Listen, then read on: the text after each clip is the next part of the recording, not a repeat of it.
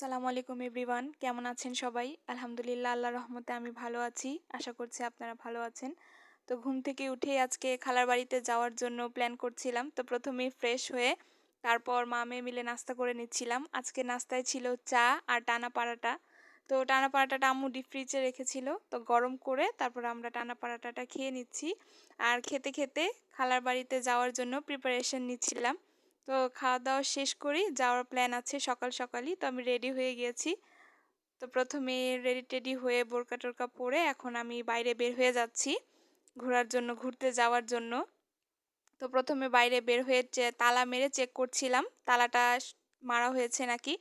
তো বাইরে বের হতে হতেই দেখি যে রিক্সা পেয়ে গিয়েছি। গেটের সামনেই রিক্সা পেয়েছি। তো রিক্সাতে উঠে গেলাম।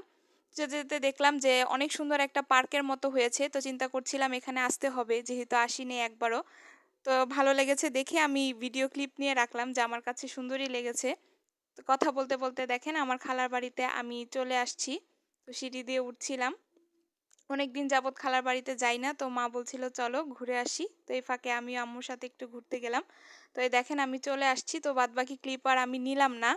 তো এসে দেখি আমার খালা রান্নাবান্না হয়নি যেহেতু সকাল, সকাল চলে আসছি। তো এসে দেখি আন্টি ডাঁটা দিয়ে আলু দিয়ে তরকারি রান্না করবে। তো আমি বললাম যে আমি একটু ক্লিপটা নিয়ে নেই। তো আমি ক্লিপ নিচ্ছিলাম এখানে। ডাঁটা আলু তরকারির জন্য যে সব মসলা লাগে সব মসলা দিয়ে একবারে মাখিয়ে রাইস কুকারে বসিয়ে দিবে। যেহেতু ঢাকা শহরে এখন ম্যাক্সিমাম জায়গায় গ্যাস থাকে না। তো আমার খালার বাড়িতেও দিনের বেলা গ্যাস থাকে না। তো আন্টি এই জন্যে রাইস কুকারে রান্নাটা বসিয়ে দিয়েছে, তরকারি রান্নাটা। আর এখানে ইলিশ মাছ ভাজি করবে।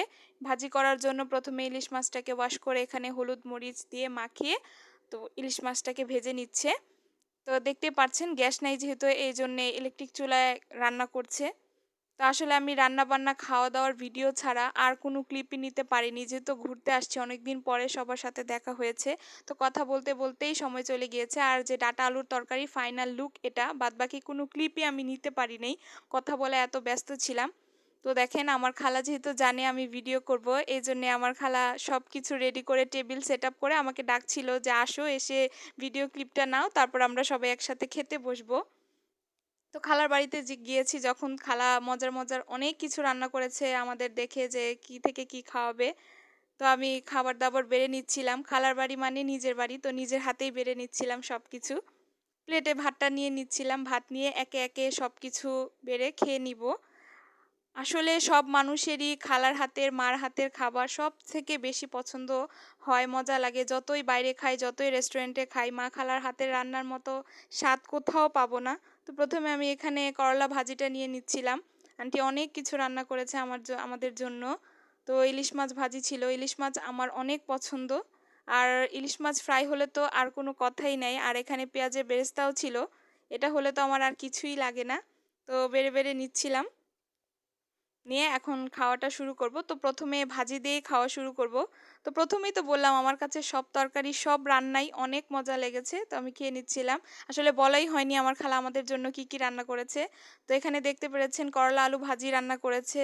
তারপরে ইলিশ মাছ ভাজি করেছে, চিকেন ছিল, শুটকি ভুনা ছিল। এটা শুটকি ভুনাটা দেখতে পাচ্ছেন দেখতেই অনেক লোভনীয় হয়েছে। আর খেতে তো কি বলবো অনেক মজা হয়েছে। আমার মুখে এখনো লেগে আছে। এটা হয়তোবা ছুরি শুটকি ভুনা। ছুরি মাছের শুটকি এটা।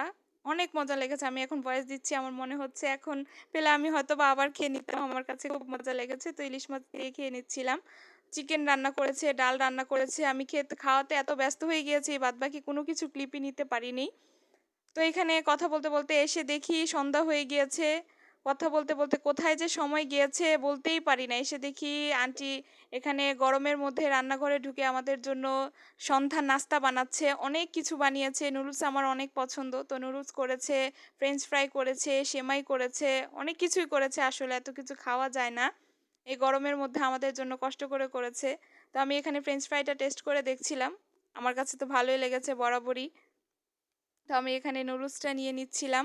আসলে কোনো জায়গায় ঘুরতে আসলে কথাই বলবো না ভিডিও ক্লিপ নিবো, বোঝা যায় না। তো আমার খালা বলছিল স স টমে ইয়া টমেটো কেচাপ নাও যেহেতু নুডলসে কেচাপ দেয়নি। আমার কেচাপ দিয়ে নুডলস খেতে বেশি পছন্দ। তো আমি উপর থেকে কেচাপ নিয়ে নিলাম। তো তো আমার ভিডিওটা আপনাদের কাছে কেমন লেগেছে আমাকে জানাবেন। ভুল ত্রুটি হলে ক্ষমা সুন্দর দৃষ্টিতে দেখবেন। আর কোনো ভুল হলে আমাকে জানাবেন। সেই ভুলটা আমি সংশোধন করার চেষ্টা করব। আসলে আমি নতুন শুরু করেছি এটা। তো ভুল হতেই পারে। লাইক দিয়ে ফলো করে আমার পাশে থাকবেন। তো আমার ভিডিওটা আমি আজকে এখানেই শেষ করছি। আর আমার ভিডিওটা এতক্ষণ দেখার জন্য আপনাদের সবাইকে অসংখ্য ধন্যবাদ। আসসালামু আলাইকুম, সবাইকে ভালো থাকবেন।